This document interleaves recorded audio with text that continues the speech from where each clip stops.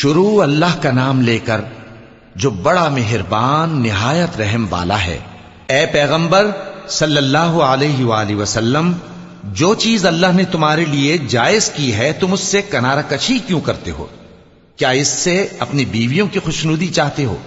اور اللہ بخشنے والا ہے، مہربان ہے۔ اللہ نے تم لوگوں کے لیے تمہاری قسموں کا کفارہ مقرر کر دیا ہے، اور اللہ ہی تمہارا کارساز ہے، اور وہ دانا ہے، حکمت والا ہے۔ اور یاد کرو جب پیغمبر صلی اللہ علیہ وآلہ وسلم نے اپنی ایک بیوی سے ایک بھید کی بات کہی تو اس نے دوسری کو بتا دی، پھر جب اس نے اس کو ظاہر کر دیا اور اللہ نے اس حال سے پیغمبر صلی اللہ علیہ وآلہ وسلم کو آگاہ کر دیا تو پیغمبر صلی اللہ علیہ وآلہ وسلم نے ان بیوی کو وہ بات کچھ تو جتائی اور کچھ نہ بتائی۔ سو جب وہ بات ان کو بتائی تو وہ پوچھنے لگیں کہ آپ کو یہ کس نے بتایا؟ فرمایا کہ مجھے اس نے بتایا ہے جو سب کچھ جاننے والا ہے، خبردار ہے۔ اگر تم دونوں اللہ کے آگے توبہ کرو تو بہتر ہے، کیونکہ تمہارے دل مائل ہو ہی گئے ہیں، اور اگر پیغمبر صلی اللہ علیہ وآلہ وسلم کے خلاف باہم اعانت کرو گی تو اللہ اور جبریل اور نیک کردار مسلمان ان کے حامی اور دوستدار ہیں،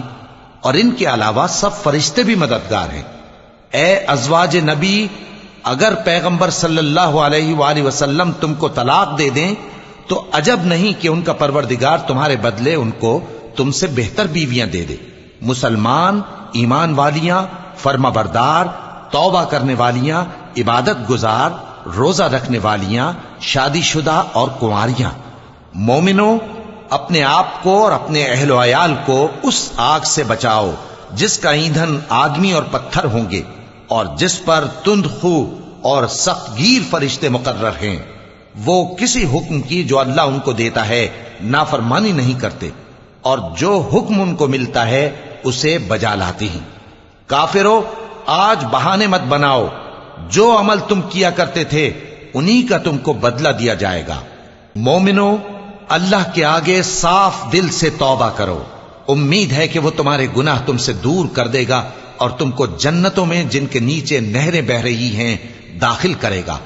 اس دن اللہ پیغمبر صلی اللہ علیہ وآلہ وسلم کو اور ان لوگوں کو جو ان کے ساتھ ایمان لائے ہیں رسوا نہیں کرے گا، بلکہ ان کا نور ایمان ان کے آگے اور داہنی طرف روشنی کرتا ہوا چل رہا ہوگا، اور وہ اللہ سے التجا کریں گے کہ اے پروردگار، ہمارا نور ہمارے لیے پورا کر اور ہمیں معاف فرما، بے شک اللہ ہر چیز پر قادر ہے۔ اے پیغمبر صلی اللہ علیہ وآلہ وسلم، کافروں اور منافقوں سے جہاد کرو اور ان پر سختی کرو، اور ان کا ٹھکانہ دوزخ ہے اور وہ بہت بری جگہ ہے۔ اللہ نے کافروں کے لیے نوح کی بیوی اور لوط کی بیوی کی مثال بیان فرمائی ہے۔ یہ دونوں ہمارے دو نیک بندوں کے گھر میں تھیں، اور دونوں نے ان سے خیانت کی تو وہ اللہ کے مقابلے میں ان عورتوں کے کچھ بھی کام نہ آئے، اور ان کو حکم دیا گیا کہ دوسرے داخل ہونے والوں کے ساتھ تم بھی دوزخ میں داخل ہو جاؤ۔ اور مومنوں کے لیے ایک مثال تو فرعون کی بیوی کی بیان فرمائی کہ اس نے اللہ سے التجا کی کہ اے میرے پروردگار، میرے لیے بہشت میں اپنے پاس ایک گھر بنا اور مجھے فرعون اور اس کے عمل سے نجات بخش اور ظالم لوگوں سے مجھ کو چھڑا لے۔ اور دوسری مثال عمران کی بیٹی مریم کی، جنہوں نے اپنی عزت و ناموس کو محفوظ رکھا تو ہم نے اس میں اپنی روح پھونک دی،